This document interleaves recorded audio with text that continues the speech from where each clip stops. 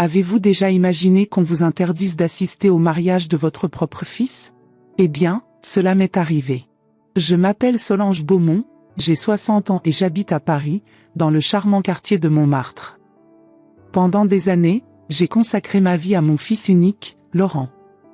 J'ai travaillé dans 2 boulangeries pour m'assurer qu'il ait une bonne éducation, j'ai sacrifié mes propres rêves pour qu'il puisse réaliser les siens. Et comme récompense? J'ai été banni de son mariage par une femme qui n'est rien d'autre qu'un imposteur.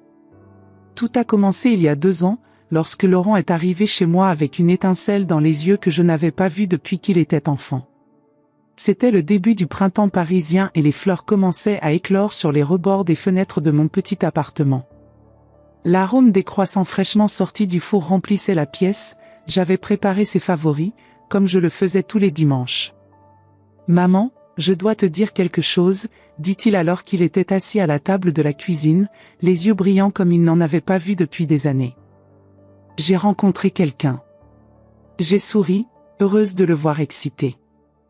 Laurent a toujours été réservé, se consacrant à ses études puis à travailler dans le célèbre cabinet d'architecture où il a obtenu un emploi après avoir obtenu son diplôme de la Sorbonne.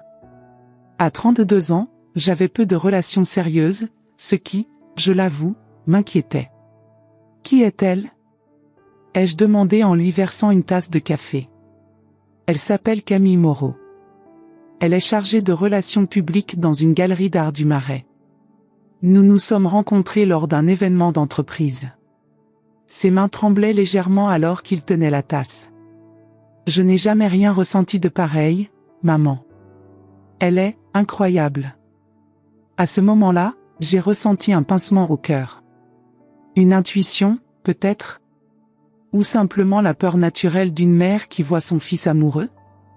Quoi qu'il en soit, j'ai souri et lui ai serré la main. J'ai hâte de la rencontrer. La vérité est qu'après le décès prématuré de mon mari René, alors que Laurent n'avait que 8 ans, nous avons développé une complicité particulière. Je ne me suis jamais permis une autre relation, mon fils et son avenir étaient ma seule priorité.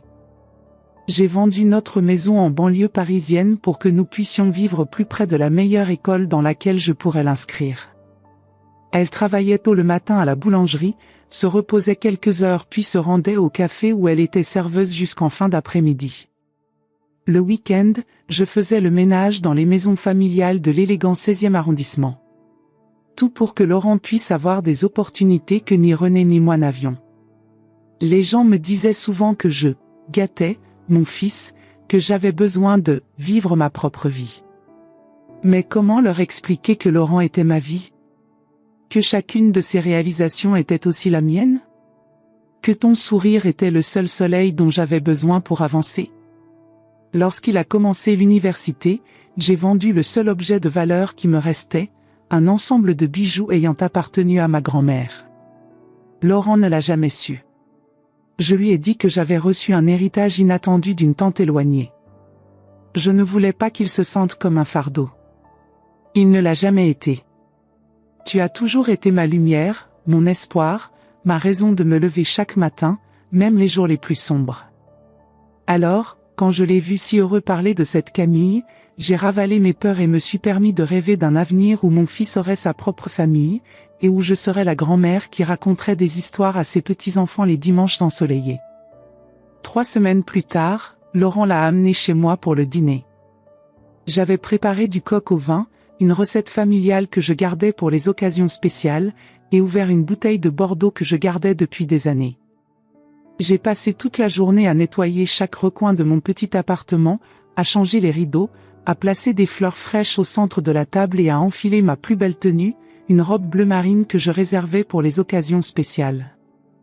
Je voulais que tout soit parfait. Je voulais que Camille m'apprécie, qu'elle voie en moi non seulement une belle-mère, mais peut-être une amie, une seconde mère. Après tout, si Laurent l'aimait, je l'aimerais aussi. Quand la sonnette a retenti à 19h précises, j'ai pris une profonde inspiration et j'ai coiffé une dernière fois devant le miroir. Soyez gentil, soyez accueillant, me répétais-je, comme un mantra. Laurent entra le premier, puis elle. Camille Moreau, grande, mince, avec des cheveux bruns parfaitement coiffés et une robe noire qui semblait coûter plus cher que mes 3 mois de loyer. Il avait un sourire qui n'atteignait pas ses yeux froids, calculateurs, évaluant chaque centimètre carré de mon modeste appartement. « Enchantée, madame », dit-elle en tendant la main aux ongles parfaitement manucurés. Sa voix était mélodieuse, mais il y avait là quelque chose d'artificiel. « Laurent parle beaucoup de vous, madame. » Sa main était froide au toucher et elle la retira rapidement, comme si elle craignait une sorte de contamination. Je n'ai apporté ni fleurs, ni vin, ni aucun autre cadeau, ce qui, dans la culture française, serait considéré comme impoli lors d'une première visite chez quelqu'un. « C'est avec plaisir, Camille, répondis-je en gardant mon sourire. Laurent ne parle que de toi. » Mon fils a souri fièrement et a enroulé son bras autour de sa taille. « N'en fais pas trop, maman. » Il regardait Camille avec adoration. « N'est-ce pas merveilleux que vous vous soyez enfin rencontrés ? » Pendant le dîner, j'ai essayé d'entamer plusieurs conversations. J'ai posé des questions sur sa famille. Mes parents sont des gens très occupés, ils vivent à Cannes, ses études, j'ai étudié le marketing et les arts à Londres, mais ça n'a plus vraiment d'importance maintenant, n'est-ce pas, ses loisirs, j'apprécie le bon art et la bonne compagnie. Des choses simples, vous savez ? À chaque réponse vague, mon malaise augmentait. Elle me regardait rarement directement, et quand elle le faisait, c'était avec une sorte de condescendance qui me rappelait les madames qu'elle nettoyait il y a des années. Cette nuit-là, je l'ai vue toucher à peine la nourriture que j'avais passé des heures à préparer. Comme ses yeux ne s'illuminèrent que lorsque Laurent évoqua son travail dans l'entreprise, son récent salaire, l'appartement qu'il comptait acheter dans le 16e arrondissement. J'ai remarqué qu'elle vérifiait constamment son téléphone portable, cachant l'écran à son approche. Mais ce qui m'a le plus dérangé, c'est le regard qu'elle m'a lancé lorsque Laurent est allé chercher le dessert à la cuisine. Un regard de dédain, presque de pitié. « Ça doit être dur de vivre seule dans cet endroit », a-t-elle commenté, ses yeux parcourant mes murs décorés de vieilles photos et de modestes souvenirs. Après que Laurent et moi nous serons mariés, nous pourrons peut-être trouver quelque chose de mieux pour toi. Mariage ? Mon fils ne l'avait même pas mentionné. J'ai senti mon cœur se serrer. Cet endroit est ma maison depuis 20 ans, mademoiselle Moreau, répondis-je en essayant de garder mon sang-froid. Il a bien plus de valeur pour moi que n'importe quel appartement de luxe. Elle haussa nonchalamment les épaules. Une question de goût, je suppose. Ou de manque de goût. Avant que j'aie pu répondre, Laurent est revenu avec la tarte tatin que j'avais préparée, le visage rayonnant. Il avait l'air si heureux, si radieux à côté d'elle. Comment pourrais-je lui enlever cela ? J'ai juste souri et retenu les larmes qui menaçaient de couler. Tu as une mère adorable, dit-elle à Laurent au moment de partir, en m'embrassant sur les 2 joues avec une fausse affection. Nous devons nous voir plus souvent. Lorsque la porte s'est fermée, je me suis retrouvée à regarder l'espace vide où se trouvait mon fils quelques instants auparavant. Quelque chose en moi disait que quelque chose n'allait pas. Très faux. Mais que pourrais-tu faire ? Laurent était clairement amoureux. Qui étais-je pour interférer avec leur bonheur ? Les jours suivants se sont transformés en semaines, et les semaines en mois. Laurent appelait de moins en moins. Nos déjeuners dominicaux, tradition sacrée depuis qu'il était petit, étaient annulés les uns après les autres, toujours avec des excuses liées à Camille. Elle organise un événement important. Nous allons rendre visite à ses amis à Lyon. Camille nous a réservé une dégustation spéciale. Mais au cours des 6 mois suivants, je n'ai vu mon fils que 3 fois. Il était occupé, a-t-il déclaré. Camille organise un événement important. Nous recherchons un appartement plus grand. Nous avons passé le week-end dans la maison de campagne de ses parents en Provence. À chacune de ces rares rencontres, j'ai remarqué de subtils changements chez Laurent. Sa garde-robe, autrefois simple et pratique, comprenait désormais des marques chères. Son langage corporel était différent, plus rigide, plus formel, comme s'il était toujours en entretien. Et lorsqu'il parlait, il répétait des phrases qui n'étaient visiblement pas les siennes. Nous devons conserver certaines apparences sociales, maman. Certaines connexions sont essentielles à l'avancement professionnel. Le bon goût est un investissement, pas une dépense. Les phrases de Camille, sans aucun doute. Pour son anniversaire, j'ai organisé un petit dîner à la maison, comme nous le faisions chaque année. J'ai invité ses 2 plus vieux amis, acheté son vin préféré, préparé du bœuf bourguignon, son plat préféré. J'ai commandé un gâteau à la boulangerie où nous fêtions ses anniversaires depuis l'enfance. Il est arrivé avec 1 heure de retard, sans Camille, elle avait un rendez-vous qui ne pouvait être reporté, n'est resté qu'une 40aine de minutes et est reparti avant même qu'on ait coupé le gâteau, après avoir reçu un message sur son portable. « Désolé, maman, c'est une urgence », dit-il en m'embrassant rapidement sur le front. Camille a besoin de moi. Ses amis échangèrent des regards inquiets après son départ. Marc, l'ami de Laurent depuis l'école primaire, a posé sa main sur mon épaule. « Il ne va pas bien, Madame Beaumont », dit-il doucement. Je ne reconnais plus mon ami. La distance s'est accrue. Les appels ont diminué. Et quand mon anniversaire est arrivé en octobre, je n'ai reçu qu'un message précipité et des fleurs envoyées par service de livraison, ce que Laurent n'aurait jamais fait auparavant. Il a toujours fêté mon anniversaire avec moi, depuis que son père nous a quittés alors qu'il n'avait que 8 ans. Je me suis retrouvée à pleurer seule dans mon petit appartement ce soir-là, en regardant une photo de Laurent enfant. Qu'était-il arrivé à mon garçon? Où était ce jeune homme gentil et attentionné qui se souciait plus des autres que de lui-même? 2 semaines plus tard, Laurent m'appelle, la voix pleine d'enthousiasme. « Maman, j'ai demandé à Camille en mariage hier soir. Elle a dit oui. » Je me suis forcée à avoir l'air heureux, à le féliciter, à lui demander des détails. Le restaurant 3 étoiles Michelin où il l'a emmené. La bague en diamant qui n'a coûté que 3 mois de son salaire. Sa réaction émotionnelle. Nous réfléchissons à une cérémonie au printemps, a-t-il poursuivi. À l'église Saint-Germain-des-Prés, ce sera quelque chose d'intime, juste de la famille proche et quelques amis choisis. Ça a l'air merveilleux, mon fils, répondis-je, luttant contre la boule dans ma gorge. Je ne peux pas attendre. Oh et maman, ajouta-t-il comme s'il s'agissait d'un détail sans importance, Camille aimerait que tu portes quelque chose d'élégant pour l'occasion. Elle m'a suggéré de te donner de l'argent pour acheter une nouvelle robe. Tu sais à quel point elle se soucie de l'apparence de tout. À ce moment-là, quelque chose en moi s'est brisé. L'idée que ma présence au mariage de mon fils unique était considérée comme un embarras potentiel, quelque chose à habiller, avec une nouvelle robe, a été la goutte d'eau qui a fait déborder le vase. C'est alors que j'ai décidé d'agir. Si mon fils était aveugle, je devrais lui ouvrir les yeux. Chers auditeurs, je viens de partager le début de cette histoire qui a changé ma vie. Pouvez-vous imaginer ce que j'ai découvert ensuite? La vérité sur Camille était encore plus choquante que je ne le pensais. Dans le prochain chapitre, je révélerai une conversation que j'ai entendue, des mots qui m'ont glacé le sang et m'ont fait prendre la décision la plus difficile de ma vie. Si vous avez déjà eu une forte intuition à propos de quelqu'un qui est entré dans la vie de votre famille, vous comprendrez exactement ce que j'ai ressenti. Abonnez-vous à la chaîne maintenant pour ne pas manquer le déroulement de cette histoire. Je vous promets que le résultat vous surprendra autant qu'il m'a surpris. L'hiver parisien arriva cette année-là avec une cruauté particulière. La neige tombait impitoyablement tandis que je traversais le quartier latin, mon vieux manteau me protégeant à peine du froid mordant.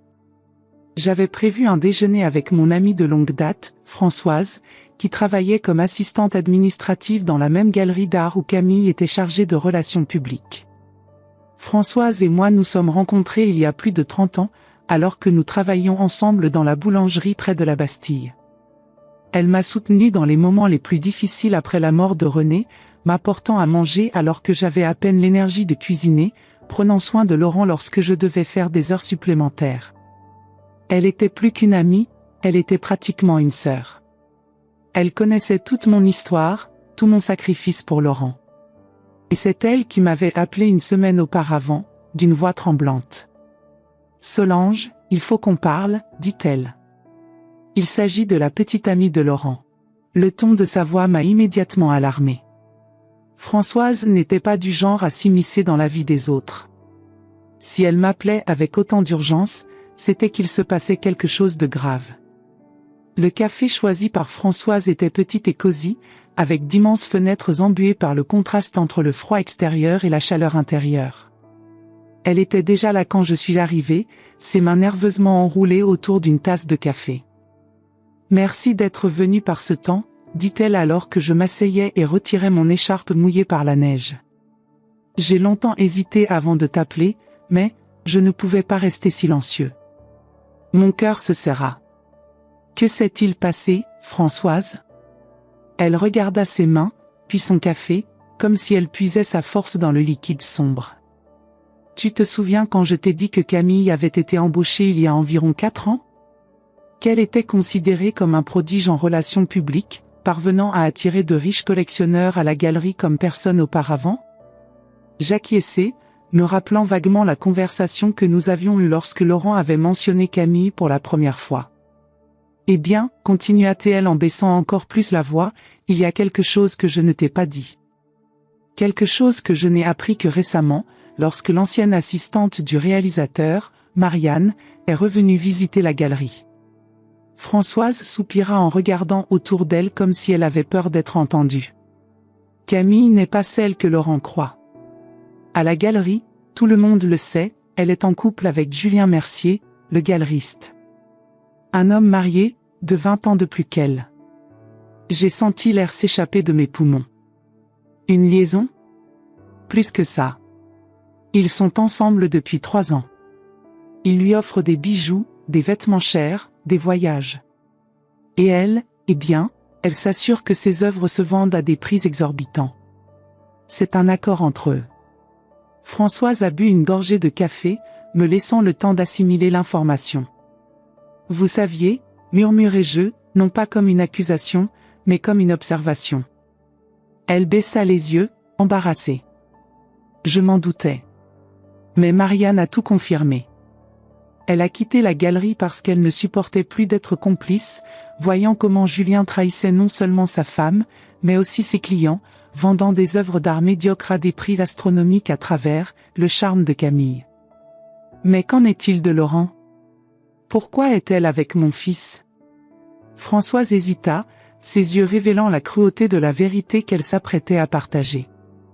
Julien est fauché, Solange. Sa galerie est au bord de la faillite et sa femme menace de divorcer si elle découvre l'affaire. Camille a besoin d'un plan B. Et Laurent, eh bien, il a un avenir prometteur dans l'architecture, il vient d'être promu, et d'après ce qu'elle a découvert, il a hérité de son père à Bordeaux cette petite propriété. La réalité m'a frappé comme une gifle. Mon fils était utilisé. Manipulé par une femme qui ne voyait en lui qu'une sécurité financière, un refuge lorsque son amant ne pouvait plus la soutenir. J'ai pensé à tous les changements survenus chez Laurent ces derniers mois. Comment Camille s'interrogeait toujours sur sa carrière, son salaire, ses perspectives de promotion. Comment elle lui a proposé d'investir dans la rénovation de l'appartement bordelais pour augmenter la valeur de son patrimoine. Comment en es-tu sûre, Françoise ? Elle ouvrit son sac et en sortit une enveloppe marron, la faisant glisser sur la table vers moi.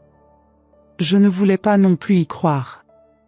J'ai pensé à 1000 explications alternatives, à des coïncidences, à des malentendus, mais la vérité est plus simple et plus cruelle. Je les ai vus, Solange. Au vernissage d'une exposition le mois dernier, alors que Laurent était en déplacement professionnel à Lyon. J'ai pris ces photos. En serrant la main, j'ai ouvert l'enveloppe. Les photos montraient Camille dans les bras d'un homme plus âgé, partageant des baisers passionnés dans un coin sombre de la galerie. Dans une autre, ils sont sortis ensemble par une porte arrière, les mains jointes. Dans une troisième, ils étaient assis dans un restaurant luxueux, trinquant avec du champagne, le visage proche, intime, amoureux. Regardez la date, Françoise montra le cachet numérique dans le coin de la photo. C'était la semaine dernière. 3 jours après que Laurent ait annoncé leur fiançailles. J'avais la nausée. La femme sur les photos avec son sourire sincère, ses yeux pétillants et son langage corporel détendu semblait être une personne complètement différente de la Camille froide et calculatrice que je connaissais. Et il y a plus, a poursuivi Françoise, alors que je regardais les images avec incrédulité. Je l'ai entendue au téléphone la semaine dernière, parler avec Julien. Elle a dit qu'elle avait eu ce qu'elle voulait, que Laurent avait proposé et que la bague de fiançailles coûtait une fortune. Elle a ri, Solange. Elle a ri et a dit que ton plan fonctionnait parfaitement. Et combien de temps durerait ce mariage? Ai-je demandé, ma voix à peine audible. D'après ce que j'ai compris de la conversation, assez longtemps pour qu'elle puisse sécuriser une partie de ses biens. 1 an ou 2, peut-être. Assez longtemps pour que cela ne paraisse pas suspect. Des larmes chaudes coulaient sur mon visage ridé. J'ai pensé à toutes les nuits que j'ai passées éveillée pour que Laurent puisse avoir le meilleur. Dans les 3 emplois simultanés que j'ai occupés pour payer mes études universitaires. Dans la promesse que j'ai faite à mon défunt mari de prendre soin de notre fils jusqu'à mon dernier souffle. Le mariage est prévu dans 3 mois, murmurai-je, plus pour moi-même que pour Françoise. Dans l'église Saint-Germain-des-Prés, Laurent est si heureux. Françoise a tendu la main par-dessus la table et a serré la mienne. Tu dois lui dire, Solange. Avant qu'il ne soit trop tard. Et s'il ne me croit pas? Vous avez vu à quel point il est enchanté par elle. Elle soupira. C'est une possibilité. Mais au moins tu auras essayé. Et s'il découvre la vérité par lui-même, il saura que tu as essayé de le protéger. Ce jour-là, alors que je quittais le café et marchais dans la neige qui tombait, je me sentais plus âgé et plus fatigué que jamais. Le poids du savoir ajouté au froid de l'hiver parisien formait une combinaison presque insupportable. Que ferais-je? Comment pourrais-je dire à mon fils unique que la femme qu'il aimait l'utilisait? Que son rêve d'amour et de famille n'était en réalité qu'un cruel canular? Ce soir-là, assis seul dans mon petit appartement, regardant les photos que Françoise m'avait données, j'ai pris ma décision. Même si je savais que la vérité pourrait dévaster mon fils, le silence serait une trahison encore plus grande. Le lendemain, j'ai appelé Laurent plusieurs fois. Ils sont tous allés sur la messagerie vocale. J'ai envoyé des messages restés sans réponse. J'ai envoyé un email qui, selon confirmation automatique, a été lu, mais n'a reçu aucune réponse. Finalement, j'ai pris le métro jusqu'à son appartement du 11e arrondissement. Quand je suis arrivé, le portier m'a informé que Laurent était venu à Bordeaux pour le travail et qu'il serait de retour dans 2 jours. Jean-Pierre était un homme âgé qui connaissait Laurent depuis son emménagement dans l'immeuble il y a 5 ans. Toujours gentil, il gardait souvent des colis pour mon fils lorsqu'il n'était pas là et me parlait lors de mes visites. J'ai tellement insisté pour que l'homme, compatissant, me laisse entrer pour laisser un mot. C'est un bon garçon, ton fils, dit Jean-Pierre. Mais sa petite amie, ne me salue jamais, tu sais. Ma mère a dit que si tu veux vraiment connaître quelqu'un, regarde comment il traite ses employés. J'ai dû l'accepter en silence. Camille traitait tout ce qu'elle considérait comme inférieur, avec le même dédain qu'elle me réservait. À l'appartement, j'ai laissé un simple mot demandant à Laurent de m'appeler dès son retour, c'était urgent. Je partais quand j'ai entendu des voix dans le couloir. L'un d'eux, sans équivoque, était celui de Camille. Par instinct, je me suis caché dans les escaliers de service. La porte de l'appartement s'est ouverte et Camille est entrée, accompagnée non pas de mon fils, mais d'un homme d'âge moyen, élégamment vêtu d'un pardessus coûteux. Mon cœur battait si fort que j'avais peur qu'il l'entende. Je retins mon souffle, ma main couvrant ma bouche pour arrêter tout son. Juste quelques heures, entendis-je dire Camille. Laurent ne reviendra que après-demain. L'homme, qui ne pouvait être que Julien Mercier, l'attira pour l'embrasser. Je n'en peux plus, mon amour. Quand va-t-on dire la vérité? Ma femme est déjà au courant pour nous, le divorce est en cours. Patience, chérie, répondit-elle d'une voix mielleuse. J'épouse Laurent dans 3 mois, nous sécurisons l'appartement et cette propriété à Bordeaux, et puis, quand tout sera à mon nom, nous pourrons officialiser notre amour. Et s'il le découvre en premier? Camille rit, un rire froid qui me glaça le sang. Laurent? Cet idiot est complètement amoureux. Il croit tout ce que je dis. Et sa mère? Une vieille femme pathétique qui croit avoir encore une certaine importance dans la vie de son fils. Bientôt, je me débarrasserai d'elle pour de bon. Tu es cruel, mon amour, dit Julien, mais son ton suggérait plus d'admiration que de reproche. Entraînez-vous, corrigea-t-elle. Entraînez-vous simplement. Cette vieille femme a été une nuisance depuis le début. Elle me regarde toujours avec cette expression suspicieuse, pose des questions, essaie de passer plus de temps avec mon fiancé qu'il n'est acceptable. Et qu'as-tu dit à Laurent pour l'éloigner? Camille eut un petit rire. Il a dit qu'elle m'avait insulté, qu'elle remettait en question mon caractère et ma sincérité. Et vous savez ce qui est drôle? Il l'a cru tout de suite. Il a dit qu'elle était toujours possessive, qu'elle voulait toujours contrôler sa vie. Qu'il était temps de fixer des limites claires. Et le mariage? Elle n'est pas invitée, bien sûr. J'ai dit à Laurent que sa présence me mettrait mal à l'aise, que cela gâcherait le plus beau jour de ma vie. Le pauvre était dévasté, mais il comprenait mon point de vue. Après tout, qui choisirait la mère autoritaire plutôt que la mariée parfaite? La porte de l'appartement se referma, étouffant le reste de la conversation. Là, seul dans les escaliers froids, j'ai pleuré silencieusement alors que mon monde s'effondrait. Mon fils était sur le point de commettre la plus grosse erreur de sa vie et j'étais la seule personne à pouvoir l'arrêter. Mais comment? Laurent croyait clairement au mensonge de Camille. Elle avait empoisonné son esprit contre moi, utilisant mon amour comme une arme. J'ai attendu plus d'1 heure dans l'escalier de service, jusqu'à être sûr que Camille et Julien ne partiraient pas à l'improviste. Quand j'ai finalement quitté le bâtiment, Jean-Pierre a remarqué que mes yeux étaient rouges à force de pleurer. « Madame Beaumont? Est-ce que tout va bien ?»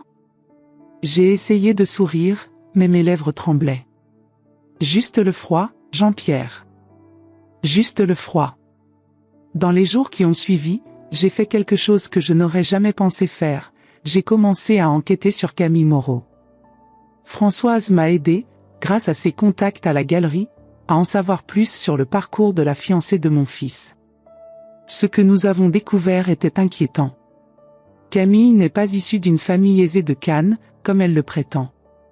Elle est née et a grandi dans une banlieue modeste de Lyon, fille d'un mécanicien et d'un caissier de supermarché. Il n'avait pas étudié à Londres, son diplôme en marketing provenait d'une université locale moins prestigieuse. Plus alarmant encore, Laurent n'était pas sa première cible. 2 ans plus tôt, elle avait été fiancée à un banquier de 40 ans, qui avait brusquement mis fin à leur relation après avoir découvert qu'elle le trompait avec un client fortuné. Il y a également eu un bref mariage avec un homme d'affaires âgé, qui s'est soldé par un divorce au bout de 8 mois seulement, avec des allégations d'infidélité et de tentatives de détournement de fonds. Camille Moreau était en réalité un prédateur. Une femme qui utilisait sa beauté et son intelligence pour manipuler des hommes riches ou prometteurs, en leur extrayant le plus possible avant de passer à sa prochaine victime. Et mon Laurent ne serait qu'un autre sur la liste. 3 jours plus tard, je retrouve Laurent dans un café près du jardin du Luxembourg. Il avait finalement répondu à mon appel, prétendant être occupé avec les préparatifs du mariage. Sa voix au téléphone était distante, presque formelle comme s'il parlait à une connaissance et non à sa mère. Je suis arrivé tôt au café et j'ai choisi une table au fond, à l'abri des oreilles indiscrètes. Mon estomac était noué et mes mains tremblaient tellement que je pouvais à peine tenir la tasse de café. Lorsque Laurent est entré, j'ai immédiatement remarqué les changements. Il était plus mince, avec de profonds cernes sous les yeux. La tenue, bien que chère, semblait trop grande pour son corps. Son visage, toujours joyeux auparavant, montrait des lignes de tension que je n'avais jamais vues auparavant. « Maman, c'est bon de te voir », dit-il en me serrant dans ses bras. L'étreinte fut rapide et formelle. « Je suis désolé de ne pas avoir répondu à vos appels. » Bordeaux était fou, et puis Camille a organisé un dîner surprise à mon retour. « Laurent, ai-je commencé ?» la voix tremblante. « Il faut qu'on parle de Camille. » Son sourire s'effaça. Que s'est-il passé? Vous vous êtes battu? Non, mon fils. Il s'agit de qui elle est vraiment. Je lui ai tout dit. J'ai montré les photos. J'ai partagé ce que Françoise avait découvert sur son passé. Je répétais mot pour mot ce que j'avais entendu dans son appartement. Pendant tout ce temps, j'ai vu son visage passer de la confusion à la colère, puis à une profonde douleur et enfin au déni. C'est absurde, dit-il en me repoussant les photos. Ces photos ne prouvent rien. C'est juste Camille avec son patron, dans une situation que vous interprétez mal. Et cette conversation que vous dites avoir entendue? Vous vous êtes probablement trompé. Laurent, s'il te plaît. J'ai essayé de lui prendre la main, mais il l'a retirée. Quant à son supposé passé? Calomnie. Probablement inventé par des gens jaloux, comme... Il s'est arrêté, mais le mal était fait. Comme moi. Comme moi? Ai-je ajouté, ayant l'impression d'avoir été giflé. Passer devant le pont des Arts m'a toujours rappelé des souvenirs. C'est là que René m'a demandé de l'épouser, il y a presque 40 ans. C'est là que nous nous sommes promenés avec bébé Laurent faisant ses premiers pas. Et c'est là que je rencontrais désormais régulièrement Elisabeth Mercier pour planifier comment sauver nos hommes d'un prédateur. La clé, c'est la synchronisation, explique Elisabeth alors que nous partageons un banc avec vue sur la Seine. Elle était impeccablement habillée, comme toujours, dans un ensemble Chanel qui coûtait probablement plus cher que toute ma garde-robe. Nous devons les rassembler, à un moment où ils ne peuvent pas nier la vérité. Notre plan était simple en théorie mais complexe dans son exécution. Nous avions prévu de mettre en valeur Camille et Julien lors de la réception de mariage, un moment où toutes les personnes impliquées seraient présentes, y compris des invités influents dont les opinions comptaient à la fois pour Julien et Laurent.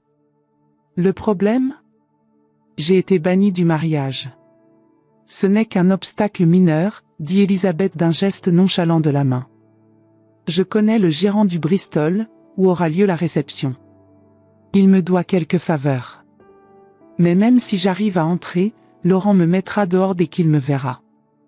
Pas si vous avez quelque chose, ou quelqu'un, qui rend impossible son expulsion. Les jours qui ont suivi ont été riches en émotions. Pendant qu'Elisabeth mobilisait ses contacts, et son argent, pour sécuriser notre entrée à la réception et l'accès aux informations privilégiées, je luttais contre la culpabilité et le doute. Avons-nous vraiment fait la bonne chose? Ne vaudrait-il pas mieux laisser Laurent découvrir la vérité par lui-même un jour? Mais ensuite je me suis souvenu des paroles de Camille à propos de mon fils, cet idiot, et de la façon froide dont elle envisageait d'utiliser et de se débarrasser de Laurent une fois qu'elle aurait obtenu ce qu'elle voulait. Non, je ne pouvais pas permettre ça. Une semaine avant le mariage, Elisabeth m'a invité dans son hôtel particulier de Neuilly-sur-Seine. C'était une splendide propriété, avec des jardins luxuriants et une vue imprenable sur Paris. Je ne me sentais pas à ma place là-bas, dans ma robe simple et mes chaussures usées, mais elle me traitait comme une égale, deux mères luttant pour le bien-être de leurs enfants, quoique de manière différente. J'ai reçu ça aujourd'hui, a-t-elle dit en me montrant un email imprimé. C'était Julien qui implorait la réconciliation. Il dit qu'il a fait une erreur, que Camille est du passé, qu'il veut sauver notre mariage, point. Et tu le crois? Elle rit, un rire sec et sans humour. Bien sûr que non.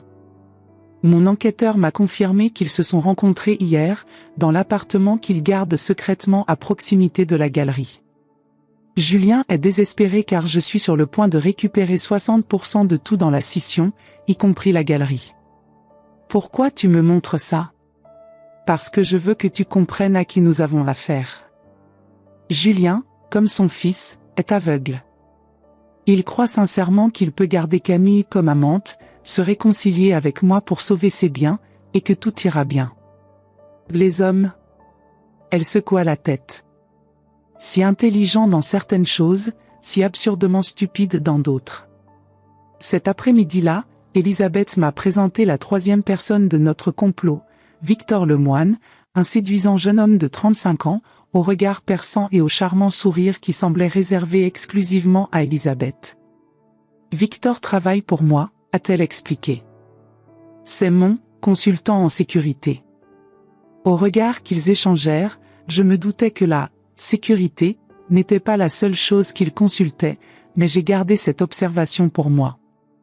Victor surveille Camille et Julien depuis quelques semaines, a poursuivi Elisabeth. Et il a découvert quelque chose de très intéressant. Quelque chose qui rendra notre plan encore plus efficace. Qu'est-ce que ce serait ? Ai-je demandé alors que Victor ouvrait son ordinateur portable et montrait plusieurs photos. Camille ne trompe pas seulement votre fils et mon mari, expliqua-t-il d'une voix grave et mélodieuse. Elle a un troisième homme dans le mix. Quelqu'un qui, selon toutes les indications, est son véritable amour. Les photos montraient Camille serrant dans ses bras un homme grand et athlétique aux cheveux noirs et aux traits frappants. Ils étaient sur une plage déserte, loin de Paris, visiblement détendus et amoureux. Sur l'une des images, il l'embrassait avec une intensité que je n'ai jamais vue sur des photos d'elle avec Julien ou Laurent. Qui est-il ? Ai-je demandé, fasciné par cette nouvelle tournure. Thomas Durand, répondit Victor. Ancien mannequin, aujourd'hui photographe. A grandi dans le même quartier que Camille à Lyon. D'après ce que j'ai découvert, ils se connaissent depuis l'adolescence et entretiennent une relation intermittente depuis des années. Mais... J'ai hésité, confuse. Si elle l'aime, pourquoi est-elle avec Laurent et Julien ? Elisabeth sourit amèrement. Parce que Thomas est beau et passionné, mais pauvre comme une souris d'église. Il ne peut pas donner à Camille le style de vie qu'elle souhaite. Exactement, confirma Victor. Ces 3 dernières années, alors qu'elle était avec Julien, Camille a envoyé plus de 200 000 € à Thomas. Elle a payé son appartement à Marseille, une nouvelle voiture, voire une exposition de photographie qui a été un désastre financier. Et il a accepté l'argent, sachant d'où il venait ? Victor haussa les épaules. L'amour est compliqué, madame. Certaines personnes acceptent des arrangements que d'autres trouveraient inacceptables. Je suis resté silencieux, traitant cette nouvelle information. D'une certaine manière, cela rendait Camille presque humaine à mes yeux, une femme capable d'aimer vraiment quelqu'un, même si ses actions étaient moralement discutables. Mais cela a aussi confirmé son caractère manipulateur et gourmand. Et en quoi cela nous aide-t-il ? J'ai finalement demandé. Elisabeth et Victor échangèrent un regard. Thomas est furieux, a-t-elle expliqué. Camille a promis qu'elle romprait avec Julien et resterait avec lui. Au lieu de cela, elle est sur le point d'épouser son fils. Est-ce qu'il est au courant du mariage ? Maintenant tu sais, dit Victor avec un sourire énigmatique. J'ai reçu un appel intéressant ce matin. Il semble que Monsieur Durand soit aussi intéressé que nous à arrêter ce mariage. Et c'est ainsi que Thomas Durand s'est joint à notre conspiration. Dans les jours qui ont précédé le mariage, nous nous sommes rencontrés à plusieurs reprises pour peaufiner notre plan. Thomas était différent de ce que j'imaginais, non seulement attirant physiquement, mais aussi intelligent et articulé. Il m'a raconté comment il a rencontré Camille quand ils avaient tous les deux 16 ans, comment ils sont tombés amoureux et comment leurs carrières les ont séparés à plusieurs reprises. Elle revient toujours vers moi, dit-il avec une confiance qui confine à l'arrogance. Mais cette fois, c'est aller trop loin. Utiliser ces hommes pour de l'argent est une chose, pardonnez ma franchise, madame, mais le mariage ? Cela, je ne peux pas l'accepter. À l'approche du grand jour, chacun de nous a joué son rôle avec précision. Elisabeth, usant de son influence, a fait en sorte que le gérant du Bristol perde, accidentellement, la liste des invités interdits que Camille lui avait fournie en gros, juste mon nom. Victor, grâce à ses compétences de consultant en sécurité, a eu accès aux caméras de sécurité de l'hôtel et à la sonorisation de la salle de bal. Et Thomas, eh bien, Thomas avait le rôle le plus important de tous. La veille du mariage, alors que nous vérifions les derniers détails dans un café discret près de l'opéra, j'ai senti une boule au ventre. Et si Laurent ne me pardonne jamais ça ? J'ai demandé à Elisabeth, qui était assise à côté de moi. Et si, en dénonçant Camille, je le perdais à jamais ? Elle me serra la main avec une tendresse surprenante pour quelqu'un d'habitude si froid. Madame Beaumont. Solange. Il y a des moments dans la vie où nous devons choisir entre être aimés et faire ce qui est bien. En tant que mère, nous choisissons souvent cette dernière solution, même si cela signifie que nos enfants nous détestent temporairement. Mais est-ce que ça vaut le coup? Elle regardait par la fenêtre du café la rue parisienne animée. Un jour, ma mère m'a empêché d'épouser un homme que je pensais être l'amour de ma vie. J'ai découvert des années plus tard qu'il s'agissait d'un escroc qui avait ruiné 3 femmes avant moi. Il m'a fallu du temps pour lui pardonner. Mais quand je l'ai fait, notre relation est devenue plus forte que jamais. Ces paroles m'ont réconforté, même si l'anxiété persistait. Cette nuit-là, je pouvais à peine dormir. Je restais allongée là, regardant le plafond, pensant à tous les moments que j'avais partagés avec Laurent. Votre premier jour d'école. La première fois qu'il a fait du vélo sans roue d'entraînement. Diplôme à la Sorbonne. Des moments qu'il pourrait oublier, mais qui sont restés gravés à jamais dans mon cœur. Le matin, je m'habillais de mon plus bel ensemble, une robe gris perle que j'avais achetée spécialement pour l'occasion, au cas où le miracle se produirait et que Laurent m'inviterait à nouveau au mariage. J'ai attaché mes cheveux en un chignon élégant, me suis maquillée légèrement et j'ai mis le collier de perles que René m'avait offert pour notre 10e anniversaire de mariage. Dans le miroir, j'ai vu non seulement une mère déterminée à sauver son fils, mais une femme qui, à 60 ans, avait encore la force de se battre pour ce en quoi elle croyait. Pendant un bref instant, je me suis sentie fière de cette femme. Mon téléphone a sonné. C'était Elisabeth. « Es-tu prêt ?» Sa voix était calme et contrôlée. « Oui, » répondis-je, même si je n'étais pas sûre d'être un jour vraiment prêt pour ce que j'allais faire. « Rappelez-vous, » dit-elle. « Il ne s'agit pas de vengeance. Il s'agit de sauver les personnes que nous aimons d'un avenir de douleur. » En me répétant ces mots comme un mantra, j'ai attrapé mon sac et je suis partie affronter le jour qui allait changer à jamais la vie de nombreuses personnes, en particulier la mienne et celle de mon fils bien-aimé. La cérémonie à l'église Saint-Germain-des-Prés était prévue à 14 heures. Notre plan n'incluait pas de l'interrompre, ce serait inutilement dramatique et pourrait facilement être arrêté. La véritable opportunité viendrait à la réception, où nous aurions plus de contrôle sur la situation. Malgré cela, je n'ai pas pu résister à la tentation d'observer de loin.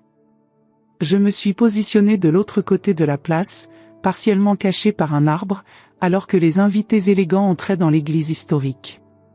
J'ai vu arriver Julien Mercier, l'air tendu dans son costume coûteux, visiblement mal à l'aise avec la situation. Elisabeth, comme prévu, n'a pas assisté à la cérémonie, sa présence serait réservée au moment le plus marquant. Et puis, Laurent est arrivé. Mon fils, si beau dans son costume sombre, avait l'air à la fois heureux et nerveux. J'ai remarqué que j'avais perdu plus de poids et que les cernes sous mes yeux persistaient. Son sourire n'atteignait pas ses yeux, un détail que seule une mère pouvait remarquer. J'ai combattu l'envie de courir vers lui, de tout arrêter à ce moment-là. Mais je savais que ça ne marcherait pas. Il avait besoin de voir par lui-même. Il avait besoin de la vérité incontestable, présentée de telle manière qu'il ne puisse la nier. 20 minutes plus tard, la mariée est arrivée, superbe dans une robe blanche Dior dont Françoise m'avait dit qu'elle coûtait une fortune, payée par Julien et non par Laurent, même si mon fils pensait le contraire. Elle souriait radieusement, image parfaite d'une mariée amoureuse. Avec quelle facilité les gens peuvent-ils porter des masques, ai-je pensé avec amertume. J'ai résisté à la tentation d'entrer dans l'église. Au lieu de cela, je me suis dirigé vers le Bristol, où Victor était déjà posté, préparant tout pour notre grande finale. L'hôtel était magnifique, comme on pouvait s'y attendre d'un des plus luxueux de Paris. Elisabeth nous avait réservé une chambre pour nous servir de base d'opération, un détail qui démontrait à la fois sa générosité et ses ressources apparemment illimitées. « Tout est prêt ?» J'ai demandé à Victor, qui travaillait sur son ordinateur portable. « Parfaitement », répondit-il. Le directeur a confirmé que votre nom avait été accidentellement retiré de la liste des personnes interdites. Le personnel a pour ordre de vous laisser entrer sans poser de questions. Et pour le reste, il a fait pivoter l'ordinateur portable pour me montrer plusieurs écrans de sécurité, montrant différents angles de la salle de bal où aurait lieu la réception. Nous avons des yeux partout. Thomas? Il est en route. Il arrivera séparément, comme convenu. Pendant que nous attendions, Elisabeth est arrivée, spectaculaire dans une robe rouge qui mettait en valeur sa silhouette encore impressionnante pour une femme de son âge. Il portait un petit dossier avec lui. Pour vous, dit-il en me tendant le document. C'est le cadeau de mariage que je vais offrir à ton fils.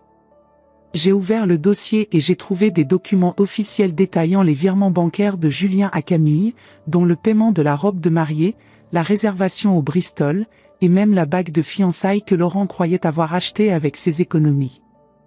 Comment as-tu fait ça? Ai-je demandé, étonné. Elisabeth sourit, une lueur dangereuse dans les yeux. Julien n'est pas le seul à avoir accès à nos comptes joints. Et son avocat n'est pas le seul à savoir comment obtenir des documents bancaires. 3 heures plus tard, les premiers invités commençaient à arriver à la réception. Victor surveillait tout sur son ordinateur portable, nous informant des personnes présentes. Lorsque nous avons enfin vu Laurent et Camille entrer dans le hall principal, bras dessus bras dessous, recevant les félicitations des invités, j'ai senti mon cœur se serrer. C'est le moment, dit Elisabeth en regardant une dernière fois son reflet dans le miroir. Rappelez-vous le plan. Pas de scène. Pas d'accusation publique, pour l'instant. Tout d'abord, nous positionnons tous les joueurs. J'ai pris une profonde inspiration, j'ai ajusté ma robe et je l'ai suivi hors de la pièce. L'heure était à la confrontation finale et peut-être, si nous avions de la chance, à la rédemption. La salle de bal du Bristol scintillait d'élégance. Des lustres en cristal reflétaient une lumière dorée, des tables impeccablement dressées avec des compositions florales élaborées, des serveurs circulant avec des coupes de champagne sur des plateaux argentés. Un orchestre jouait doucement dans un coin, créant le cadre idéal pour ce qui était censé être le plus beau jour de la vie d'un couple. Si seulement c'était réel. J'entrai discrètement, suivant Elisabeth à bonne distance. Comme prévu, elle s'adressa d'abord à Julien, qui pâlit visiblement à sa vue. Je ne pouvais pas entendre ce qu'elle disait, mais à la façon dont son visage se tordait dans un mélange de peur et de colère, je pensais que ce n'étaient pas des mots doux. Je suis resté dans l'ombre, à regarder. J'ai vu Laurent et Camille saluer les invités, elle rayonnante dans sa robe de réception, encore une création exclusive, tout aussi chère que celle de cérémonie. Mon fils souriait, mais il y avait quelque chose de mécanique dans ses gestes, comme s'il suivait un scénario. Madame Beaumont? Je me suis retourné, alarmé, craignant d'avoir été découvert prématurément. Mais c'était juste un serveur qui m'offrait du champagne. J'ai accepté le verre en serrant la main, reconnaissant d'avoir l'opportunité de ressembler à un invité ordinaire. Du coin de l'œil, j'ai vu Victor entrer discrètement par une porte latérale et se positionner près des commandes d'éclairage et de son. Notre plan était en marche. C'est alors que je l'ai vu, Thomas Durand, l'amant secret de Camille, entrer dans la pièce. Il portait un costume élégant, mais il y avait quelque chose de sauvage, d'indompté dans sa présence qui le rendait impossible à ignorer. Ses yeux balayèrent la pièce jusqu'à ce qu'il trouve Camille, et pendant un bref instant, j'ai vu quelque chose passer entre eux, un regard de reconnaissance, suivi d'un choc et d'une panique de sa part. Camille s'éloigna rapidement de Laurent en lui murmurant quelque chose à l'oreille et se dirigea vers les toilettes des femmes. Thomas, comme convenu, ne la suivit pas. Au lieu de cela, il s'est approché du bar, a commandé un verre et a attendu. Mon cœur battait si fort que j'avais peur que tout le monde puisse l'entendre. Le moment arrivait. Lentement, j'ai commencé à m'approcher de Laurent, qui discutait maintenant avec des collègues. À quelques mètres de lui, j'ai hésité. Et si tout allait mal? Et si, au lieu de le sauver, je parvenais simplement à l'humilier publiquement? Je n'ai pas eu le temps de reconsidérer. Laurent se tourna et ses yeux rencontrèrent les miens. J'ai vu de la surprise, puis de la confusion et enfin de la colère. « Maman, dit-il, sa voix étant un mélange d'incrédulité et d'irritation. Que fais-tu ici? Comment es-tu entré? Laurent, ai-je commencé, ma voix plus ferme que ce à quoi je m'attendais. Nous devons parler. Nous n'avons rien à dire, répondit-il froidement. Tu n'as pas été invité. Je dois te demander de partir avant que Camille ne te voie. C'est trop tard pour ça, mon fils. Camille m'a déjà vu, ainsi que quelqu'un d'autre qui n'était pas invité non plus. Il fronça les sourcils, confus. De quoi parles-tu? À ce moment, Camille revint dans la chambre, pâle et agité. Lorsqu'il m'a vu à côté de Laurent, ses yeux se sont agrandis de panique. Rapidement, il se força à sourire et se précipita vers nous. Laurent, chéri, dit-elle, sa voix anormalement douce. On dirait que nous avons eu un intrus. J'appelle la sécurité. Ce ne sera pas nécessaire, répondis-je calmement. Je ne suis pas venu pour causer des ennuis. Juste pour apporter un cadeau de mariage, spécial. Laurent avait l'air mal à l'aise, partagé entre la colère face à ma présence et la courtoisie envers les invités qui commençaient à observer la scène. Maman, s'il te plaît, ne fais pas ça. Pas aujourd'hui. Ne t'inquiète pas, mon fils. Je ne suis pas le seul à avoir un cadeau pour toi aujourd'hui. Avant qu'aucun d'eux ne puisse répondre, les lumières de la salle de bal se sont légèrement atténuées et le grand écran qui avait été installé pour afficher les photos du couple lors de la réception s'est allumé. Mais à la place des images romantiques de Laurent et Camille, est apparue une photo récente de Camille dans les bras de Julien Mercier, dans une étreinte passionnée. Il y eut un murmure collectif de surprise. Laurent pâlit, regardant Camille de l'écran avec une expression choquée. « Qu'est-ce que cela signifie ?» demanda-t-il, sa voix à peine audible. Avant que Camille puisse mentir, l'image a changé. Maintenant, cela la montrait avec Thomas sur la plage, dans un baiser passionné. Puis, autre photo, Camille quittant l'appartement secret de Julien. Puis des documents bancaires mettant en avant des virements conséquents de Julien vers elle, dont le paiement de la robe de mariée. La salle entière était tombée dans un silence choqué, brisé seulement par les halètements étonnés des invités et le son étouffé d'une femme qui pleurait quelque part. « Tout cela n'est qu'un mensonge », dit finalement Camille, la voix tremblante. « Montage. Ta mère a fabriqué tout ça parce qu'elle ne m'a jamais accepté. » Laurent avait l'air brisé, son monde s'effondrant sous ses yeux. Il s'est tourné vers moi avec un regard suppliant, comme s'il me suppliait de confirmer que tout cela n'était qu'un mensonge cruel. « Je ne l'ai pas fait, fils, dit-il doucement. Pas seul, du moins. » C'est alors qu'Elisabeth s'est approchée, accompagnée de Julien, qui semblait avoir vieilli de 10 ans ces dernières minutes. « Votre fils mérite la vérité, Camille, » a déclaré Elisabeth d'une voix élégamment contrôlée malgré la situation. « Tout comme mon mari le méritait. » « Et à quoi ressemblerait cette vérité ?» demanda Laurent, la voix brisée. Une nouvelle voix répondit grave, masculine, derrière Camille. « La vérité est qu'elle n'a jamais aimé aucun de vous. » Thomas Durand s'était approché, imposant par sa taille et l'intensité de son regard.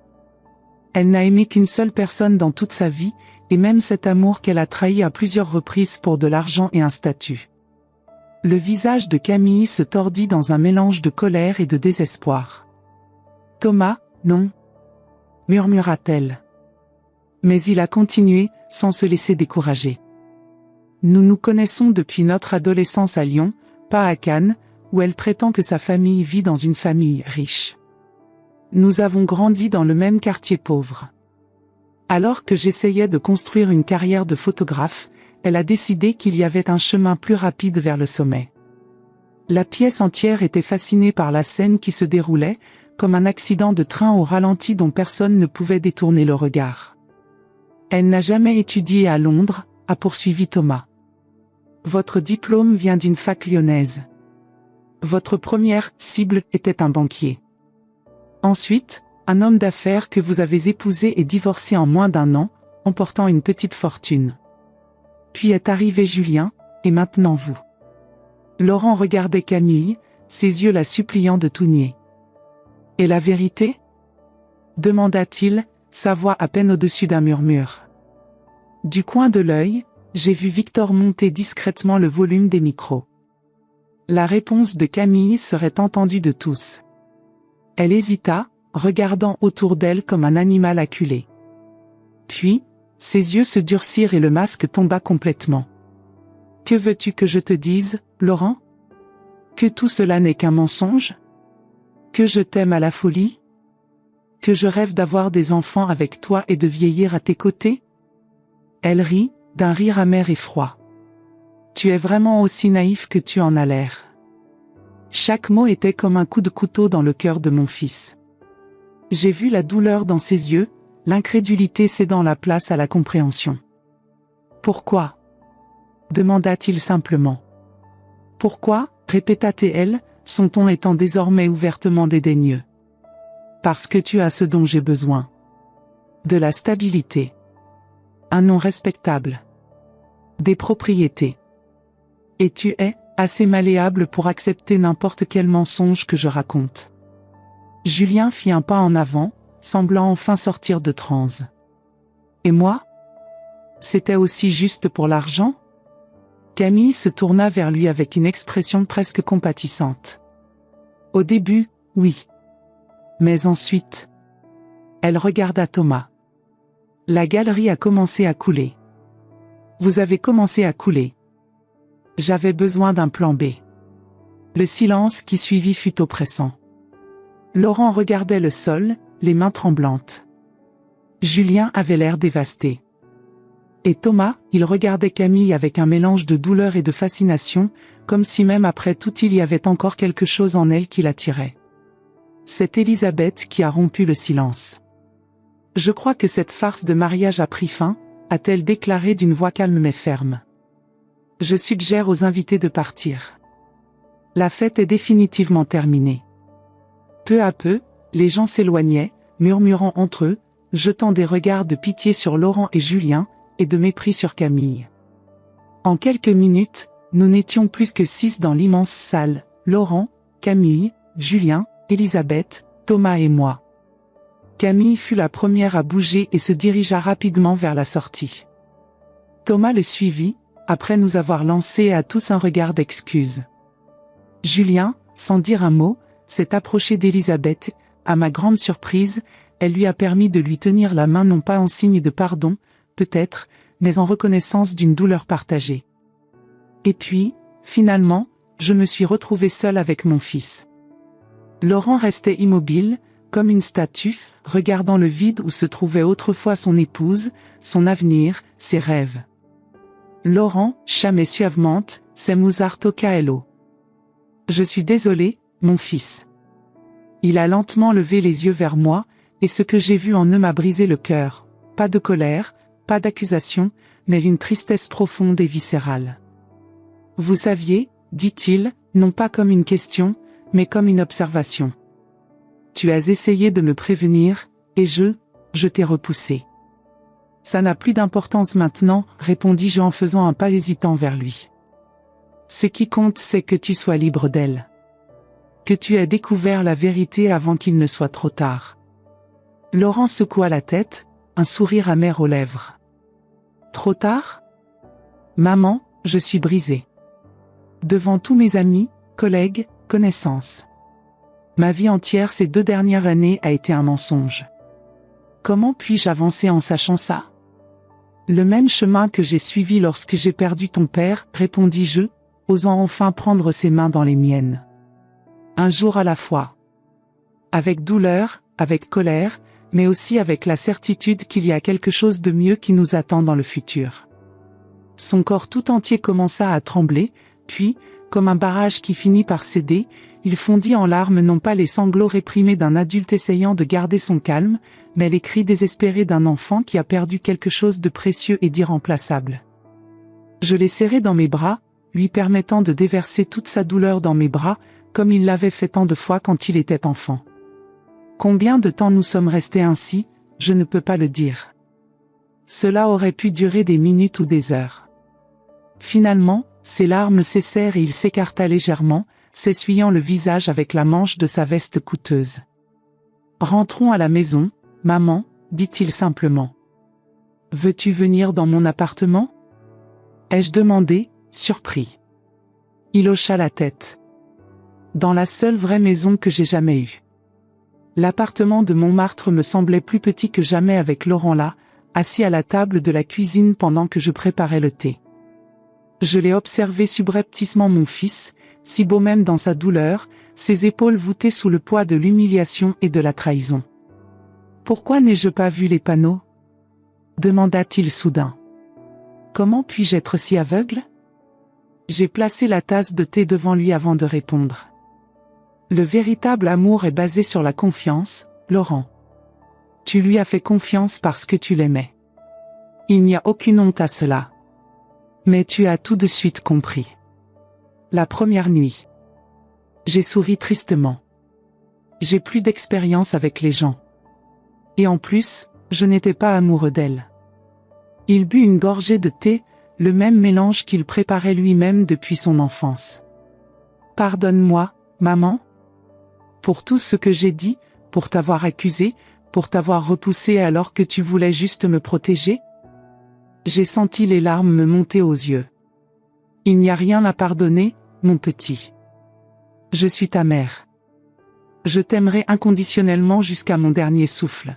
Cette nuit-là, Laurent a dormi dans son ancienne chambre, que j'ai gardée exactement telle qu'il l'avait laissée des années auparavant. Avant de m'endormir, il m'a demandé de m'asseoir à côté de lui, comme il le faisait quand il était petit et qu'il faisait des cauchemars. Raconte-moi une histoire, maman, dit-il avec un petit sourire qui me rappelait le garçon qu'il était autrefois. Un avec une fin heureuse. C'est ce que j'ai fait, en inventant l'histoire d'un prince ensorcelé par une méchante sorcière mais sauvé par l'amour de sa mère. Au moment où j'ai fini, il dormait profondément, son visage enfin apaisé. Dans les semaines qui suivent, Laurent commence lentement à reconstruire sa vie. Au départ, il est resté dans mon appartement, évitant sa propre maison, désormais entachée par les souvenirs de Camille. Il se plonge dans le travail, se lance dans des projets internationaux qui le tiennent occupé, et surtout, loin de Paris et des regards de pitié et de curiosité. Quant à Camille, nous avons appris par Françoise qu'elle avait quitté la galerie, qui a fermé définitivement peu de temps après, et Paris. La rumeur disait qu'elle s'était rendue dans le sud de la France avec Thomas apparemment, son amour pour lui était la seule vérité dans sa vie de mensonge. Julien et Elisabeth, étonnamment, entament un processus de réconciliation. Non pas par amour renouvelé, a expliqué Elisabeth lors d'un de nos déjeuners, mais par respect mutuel et pour le bien de leurs enfants. D'ailleurs, ajouta-t-elle avec un sourire énigmatique, je garde Victor près de moi pour m'assurer que Julien se comporte bien. Quant à moi, j'ai retrouvé la joie d'avoir à nouveau mon fils dans ma vie. Nos déjeuners dominicaux ont repris, plus significatifs que jamais. Laurent est redevenu le jeune homme gentil et attentionné que j'ai toujours connu, mais maintenant avec une nouvelle maturité, une compréhension plus profonde de la complexité humaine. 6 mois après le désastre du mariage, lors d'un de ces déjeuners, Laurent m'a fait la surprise d'une proposition. « Maman, que penses-tu de voyager ensemble ? J'ai un projet à Bordeaux qui va durer quelques mois, et je me suis dit que ce serait bien d'avoir de la compagnie. » J'ai hésité, craignant de l'étouffer. « Tu es sûr, mon fils ? Je ne veux pas être un fardeau. » Il sourit un sourire sincère, le premier que je voyais atteindre ses yeux depuis l'incident. « Tu n'as jamais été un fardeau, maman. Tu as été ma fondation. » Et d'ailleurs, ajouta-t-il avec une lueur malicieuse dans les yeux, la petite propriété que j'ai héritée de papa a besoin d'être rénovée. Qui de mieux pour m'aider à la décoration que la femme qui a le meilleur goût que je connaisse ? J'ai accepté, bien sûr. Nous avons passé 3 merveilleux mois à Bordeaux, renouant non seulement la petite maison que René avait quittée, mais aussi notre relation. Laurent a progressivement retrouvé sa joie de vivre, sa confiance. Il a rencontré de nouvelles personnes, s'est fait de vrais amis. Et finalement il rencontre Marie, une architecte locale, sensible et sincère, aussi différente de Camille que le jour l'est de la nuit. Aujourd'hui, 2 ans plus tard, je regarde Laurent et Marie dans leur petit jardin bordelais, où nous avons décidé de nous installer définitivement. Ils sont mariés depuis 6 mois, une cérémonie simple, réservée à la famille et aux amis proches. Marie est enceinte de 3 mois et Laurent est on ne peut plus radieux. Quant à moi, j'ai découvert que la vie peut réserver de belles surprises même à 60 ans. Jean-Pierre, le gentil portier de l'ancien immeuble de Laurent à Paris, est resté en contact après sa retraite. Notre amitié s'est transformée en quelque chose de plus profond et il vit désormais dans la maison voisine de la nôtre à Bordeaux. Ce n'est pas une romance passionnée comme celle de Laurent et Marie, mais elle est confortable, sincère et remplit mon cœur d'un bonheur tranquille que je n'aurais jamais cru ressentir à nouveau. Parfois, quand nous sommes tous réunis pour le dîner du dimanche, Laurent, Marie, Jean-Pierre et moi, je regarde les visages souriants autour de moi et je me dis, comment la vie peut-elle changer si radicalement en seulement 2 ans ? D'un cœur brisé à une famille élargie, de la trahison au véritable amour, de Paris à Bordeaux. Et puis je me souviens de cette nuit traumatisante au Bristol où j'ai confronté la fiancée chercheuse d'or de mon fils avec son vrai petit ami.